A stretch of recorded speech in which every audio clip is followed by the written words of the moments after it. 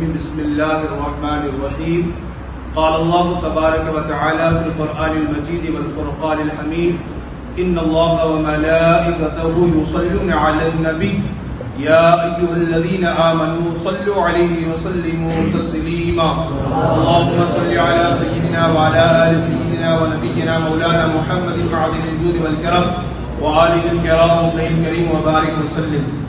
حضرات گرامی، اللہ رب العالمین خدائے وحدہ لا شریک کا بے پناہ شکر اور احسان ہے کہ اللہ تبارک و تعالیٰ نے ہم سب کو عشاء کی نماز، تراویح کی نماز باجماعت ادا کرنے کی توفیق عطا فرمائی، اور آج کی اس بابرکت محفل میں بیٹھ کر کچھ دینی باتیں سننے کا اللہ نے موقع عطا فرمایا. اللہ پاک اپنے حبیب کے نعرہ پاک کے صدقے ہم سب کی حاضری کو اپنی بارگاہ میں قبول و مقبول فرمائے.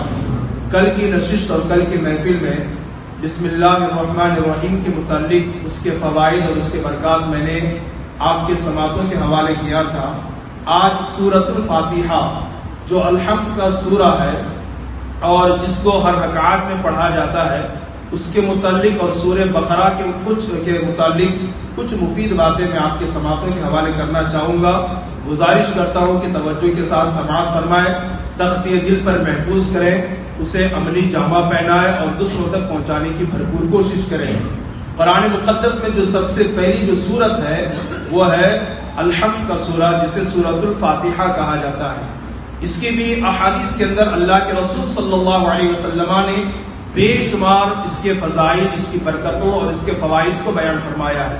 چنانچہ ایک حدیث پاک کے اندر اللہ کے رسول صلی اللہ علیہ وسلم ارشاد فرماتے ہیں کہ سورۃ الفاتحہ کے اندر موت کے علاوہ ہر مرض اور ہر بیماری کا علاج موجود ہے. موت کے علاوہ ہر بیماری کا علاج موجود ہے، اور ہم نے یہ تجربہ کر کے دیکھا ہے کہ 7 مرتبہ یا 11 مرتبہ یا 21 مرتبہ سورہ فاتحہ جس مریض اور جس بیمار پر اول و آخر درود شریف پڑھ کے دم کر دیا جائے، سورہ فاتحہ کی برکت سے اللہ تعالیٰ اس کے مرض کو دور فرما دیتا ہے، اس کی بیماری کو اللہ تعالیٰ دور فرما دیتا ہے. یہ برکت ہے سورہ فاتحہ کے اندر. ایک اور روایت میں فرمایا گیا، آج ہر انسان بے چین ہوتا ہے نا، بے قرار ہوتا ہے، اور اس کی یہ دلی تمنا ہوتی ہے کہ میں جب بھی جو بھی اللہ کی بارگاہ میں دعا کروں تو مولا فوراً میری دعا کو قبول فرما لے. اللہ کی بارگاہ میں جو بھی مانگوں فوراً اللہ تعالیٰ میرے سوال کا جواب دے اور میری جائز تمنا کو پوری فرما دے. لیکن مفسرین کرام فرماتے ہیں کہ جو شخص 100 مرتبہ، کتنی مرتبہ؟ 100 مرتبہ سورہ فاتحہ الحمد کا سورہ پڑھ کر جو بھی اللہ سے دعا کرے گا، اللہ فوراً اس کی دعا کو قبول فرما لے گا. اول و آخر درود شریف پڑھے. آپ کا بیٹا بیمار ہے، ڈاکٹروں نے جواب دے دیا ہے، اللہ کے گھر میں آئے، اول و آخر درود شریف پڑھے، 100 مرتبہ سورہ فاتحہ پڑھ کر اللہ کی بارگاہ میں اپنے بیٹے کی صحت یابی کے لیے دعا کرے. یقین کے ساتھ کہتا ہوں کہ انشاءاللہ اللہ تعالیٰ آپ کے بیٹے کو شفا عطا فرمائے گا، آپ کی پریشانیوں کو دور فرما دے گا. تو یہ اس کی فضیلت ہے سورہ فاتحہ کی. ایک اور میں آپ کو حدیث کی روشنی میں بتا دوں کہ سورہ فاتحہ کی کیا فضیلت ہے.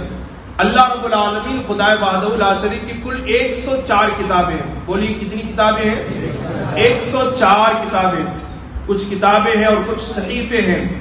104 کتابوں کا جو پورا مضمون ہے، میٹر ہے، اس کا جو خلاصہ ہے اللہ نے 4 کتابوں میں رکھا. 100 کتابوں کا جو مضمون ہے، جو احکام ہے، اللہ نے سمیٹ کر کے 4 کتابوں میں رکھا. تورات، زبور، انجیل اور قرآن میں 100 کتابوں کا مضمون اللہ نے کتنی کتابوں میں رکھا؟ 4 کتابوں میں. اور پھر 4 کتابوں کا 3 کتابوں کا مضمون تورات، زبور، انجیل کو پورا نچوڑ کر اللہ نے قرآن میں رکھا، اور پورے قرآن کا مضمون نچوڑ کر اللہ نے سورہ فاتحہ میں رکھا. تو اب فرمایا گیا کہ جس بندے نے سورہ فاتحہ کو پڑھ لیا گویا کہ اس نے اللہ کی 104 کتابوں کو پڑھ لیا. تو کثرت سے سورہ فاتحہ کی تلاوت کرتے رہا کریں. ایک اور حدیث پاک سنا کر اپنی بات کو میں آگے بڑھاؤں. اللہ کے رسول صلی اللہ علیہ وسلم کی بارگاہ میں ترمذی شریف کی حدیث پاک ہے، اللہ کے رسول صلی اللہ علیہ وسلم نے فرمایا کہ تورات شریف جو اللہ کی کتاب ہے، اس پورے تورات کے اندر، زبور شریف جو اللہ کی کتاب ہے، اس پورے زبور کے اندر انجیل شریف جو اللہ کی کتاب ہے، اس پورے انجیل کے اندر سورہ فاتحہ جیسی عظمت والی کوئی ایک سورت بھی اللہ نے نازل نہیں فرمائی. یہ ہمارا مقدر ہے، نبی کا صدقہ ہے کہ اللہ نے اپنے نبی کے صدقے میں سورۃ الفاتحہ جیسی عظیم سورت اللہ نے ہمیں عطا فرمائی ہے. بلکہ دیکھیں نا، آپ نماز جنازہ پڑھتے ہیں، غالباً اکثر لوگ بیٹھے ہیں، بہت ساروں کو نماز جنازہ کی دعا یاد نہیں ہوگی جو جنازے کی ہم دعا پڑھتے ہیں. نابالغ بچے کی دعا الگ ہے، نابالغ بچی کی دعا الگ ہے، بالغ مرد اور بالغ عورت دونوں کی ملا کر کے ایک دعا ہے. اللهم اغفر لحينا وميتنا وشاهدنا وغائبنا وصغيرنا وكبيرنا وذكرنا وانثانا. یہ جو دعا ہے اکثر کو یاد نہیں ہے، لیکن فرمایا گیا کہ اگر کسی بندے مومن کو جنازے کی دعا یاد نہ ہو، اس کی جگہ یہ سورۃ الفاتحہ پڑھ لے تو یہ سورۃ الفاتحہ دعا کا کام کرتے ہوئے نظر آتی ہے.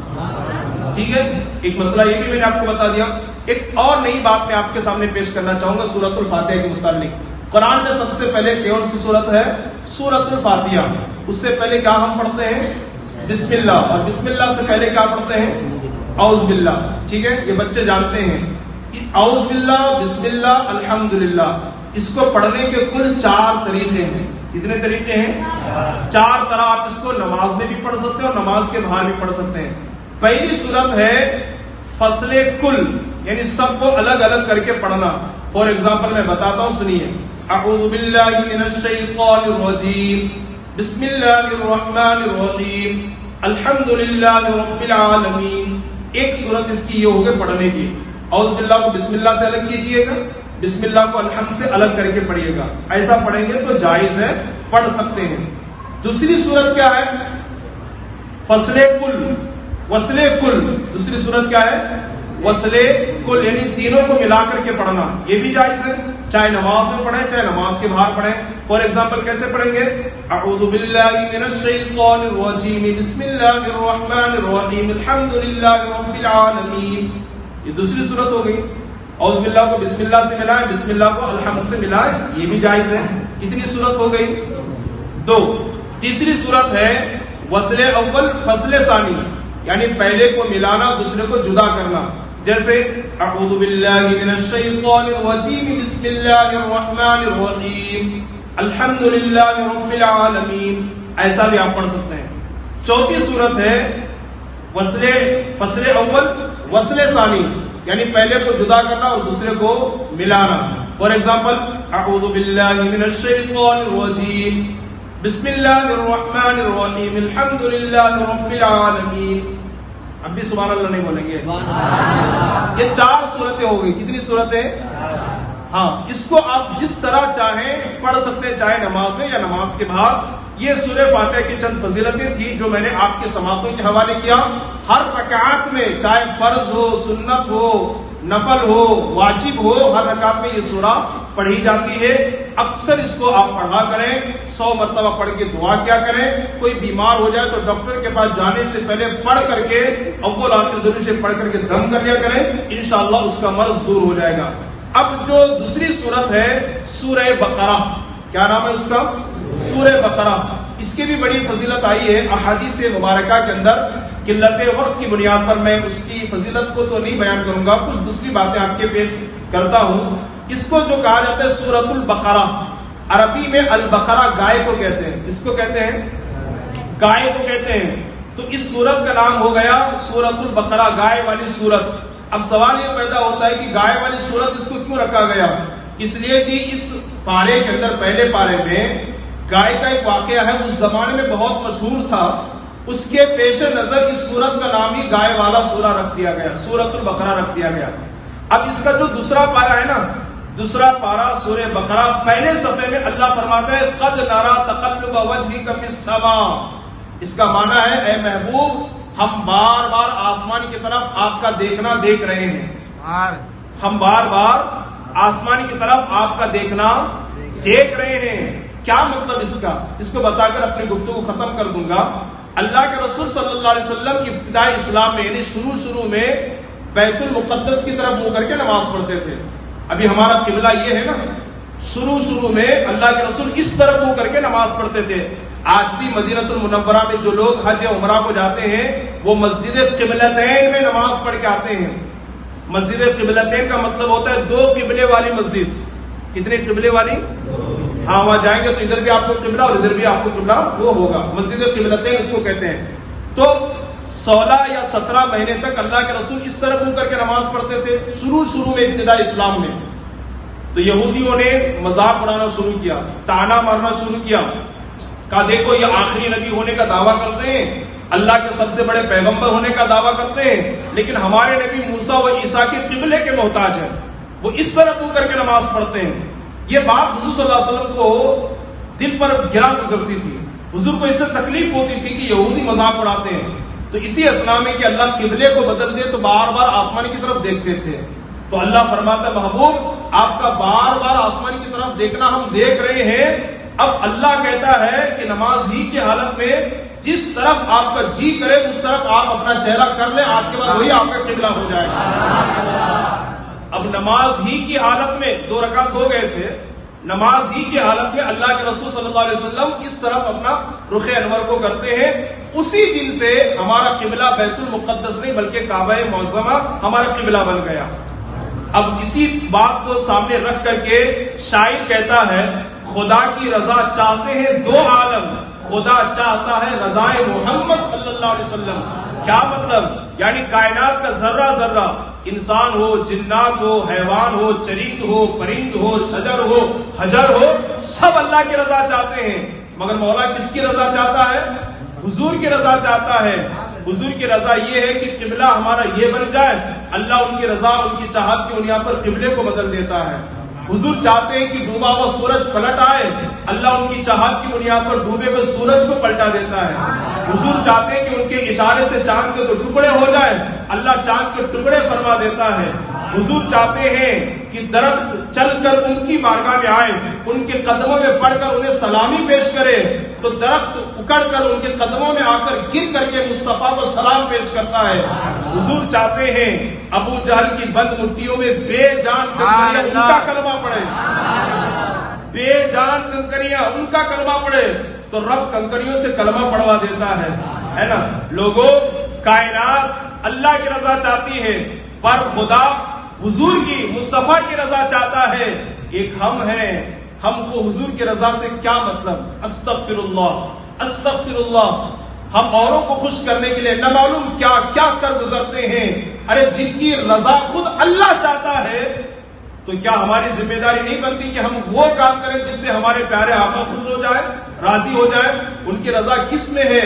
سنتوں پر عمل کرنے میں ان کی رضا ہے. ان کی رضا کس میں ہے؟ غریبوں, یتیموں, بیواؤں کی مدد کرنے میں ان کی رضا ہے. ان کی رضا کس میں ہے؟ ماں باپ کی خدمت کرنے میں ان کی رضا ہے. ان کی خوشنودی کس میں ہے؟ شریعت پر عمل کرنے میں ان کی خوشنودی ہے. اور جو ان کی سنت پر عمل کر لیا, ان کے قدموں میں آ گیا, کائنات اس کے قدموں میں آ جاتی ہے. کائنات تو کائنات ہے, بلکہ جو ان کے قدموں میں آ جاتا ہے, ان کے قدموں میں جو اپنے آپ کو قربان کر دیتا ہے, وہ غریب کیوں نہ ہو, وہ کالا کیوں نہ ہو, اس کا مقام اتنا بڑھ جاتا ہے کہ اللہ کا مقدس گھر کعبۃ اللہ اس کے قدموں کے نیچے آ جاتا ہے. بلال حبشی کو کون نہیں جانتا؟ کیا وہ امیر تھے بلال حبشی؟ بہت بڑے رئیس گھرانے کے تھے؟ نہیں, حبشہ سے آئے تھے, بڑے غریب تھے, غلام تھے, رنگ بہت کالا تھا, ہوٹ اتنے بڑے بڑے تھے, لیکن اپنے دل و جان کو میرے نبی کے قدموں میں قربان کر دیا. اور جب مکہ فتح ہوا تو میرے نبی نے بلال سے فرمایا, بلال کعبۃ اللہ کی چھت پر چڑھ جاؤ اور وہاں کھڑے ہو کر کے تم اللہ کی اذان اللہ کا نعرہ بلند کرو. پتا چلا آدمی گرچہ کالا ہو, گرچہ غریب ہو, گرچہ مسکین ہو, لیکن اپنے دل و جان کو مصطفیٰ کے قدموں میں قربان کر دے, کعبۃ اللہ اس کے قدموں کے نیچے آ جاتا.